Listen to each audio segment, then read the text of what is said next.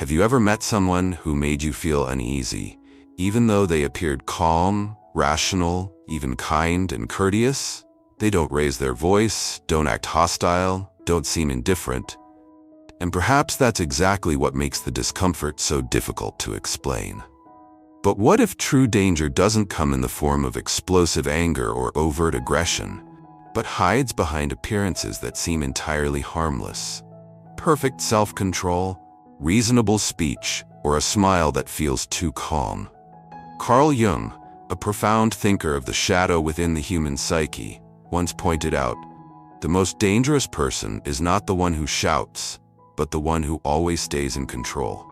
Not because they lack a shadow, but because they've mastered the art of hiding it behind a flawless, chilling mask. In this video, we'll trace the subtle but deeply unsettling signs that Jung warned should never be taken lightly. And by the end, you may begin to see certain people in your life through an entirely different lens. Before we begin this journey into the inner world, subscribe to Mind and Meaning so you don't miss out on future insights into psychology, personal growth, and the unseen depths that shape who you are. Now it's time to begin the journey, not into the outer world, but into the deepest layers of the human psyche. To understand Carl Jung's warning, we must first grasp how he envisioned the structure of the mind. Jung believed that each person wears a mask, a persona crafted to adapt to society, to show others what we want them to see. But behind that mask lies a vast, rarely explored territory, the unconscious, home to primal instincts, repressed emotions, and the archetypes that stir in every soul. Within this deeper layer exists a powerful entity Jung called the shadow, not simply the evil part of us, but the forgotten and disowned aspects of who we are. The shadow isn't created by society, but is born from the tension between our true self and the version we believe we must become. From childhood, we're taught what is lovable, what earns praise, and which parts of us are acceptable. But feelings like anger, envy, hurt, or even boldness and independence are often labeled as wrong and quietly pushed into the dark. Yet what we reject doesn't vanish. It withdraws and waits to speak. Silently but powerfully, the shadow influences every decision, every emotional reaction, every relationship, even when we think we're in control. The danger of the shadow lies not in its nature, but in our ignorance of it. Because when we refuse to face it, it doesn't disappear. It distorts and then projects. We begin condemning the world for the very things we've refused to see in ourselves. Jung saw this as a kind of psychological time bomb. When the shadow is repressed for too long, it doesn't fade, it builds. And when it rises, it doesn't knock politely. It assumes the role of fate. Jung once said, "What is not brought to consciousness will be lived as fate." The more we deny the shadow, the more we become puppets controlled by the very part of ourselves we refuse to face. And in that denial lurks the silhouette of individuals who seem harmless, yet carry within them a deep and quiet danger. In Jung's view, the unconscious is not just a passive warehouse of repressed emotions. It is a living, purposeful force, always seeking expression in the physical world. When the truest parts of us are suppressed, they don't vanish. They contort into new forms, more distorted, more pooped, and often seek escape through mysterious, irrational, or even destructive paths.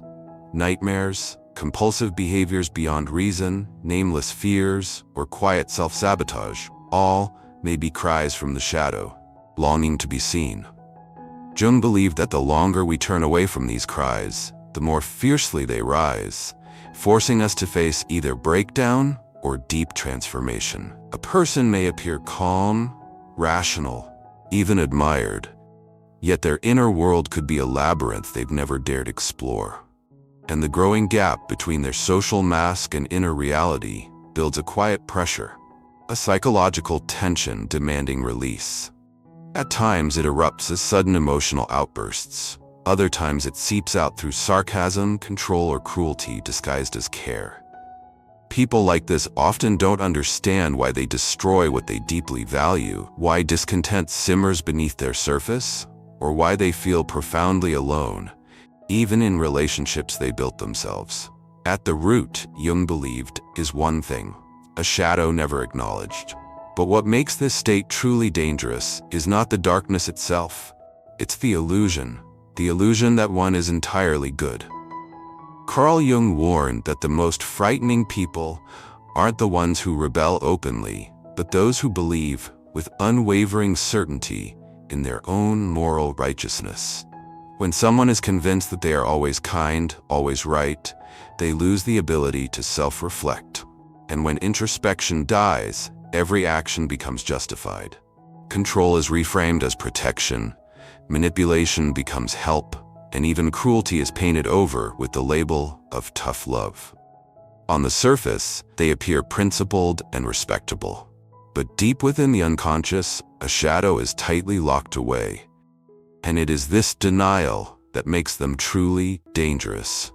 Jung called it spiritual blindness, because the more a person denies their own darkness, the more likely they are to behave as though it doesn't exist, and in doing so, harm others without ever realizing it.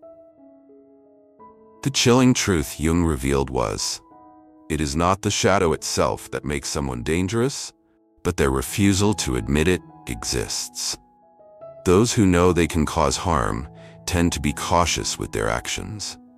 But those who believe they're incapable of wrongdoing are often the perfect channel for the very shadow they refuse to see. They walk through life, leaving behind a trail of fractured relationships, invisible wounds, and silent heartbreak, all while believing themselves to be the victim. So the next time you meet someone who insists they are always right, always loving, always kind, pause and quietly ask yourself, what are they not seeing in themselves? That answer may be the very thing that protects you from the storm they carry unknowingly within. If the ideas you've just listened to have stirred something within you, if they made you pause and reflect about yourself or about those around you, please feel free to share your thoughts below. I genuinely look forward to hearing your stories and perspectives, because every sincere sharing is a mirror reflecting the depth of our humanity.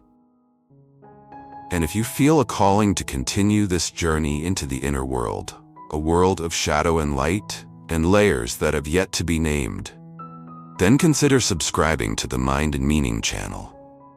Because the more clearly we see others, the more we are guided back to the soul within us that has never been fully understood.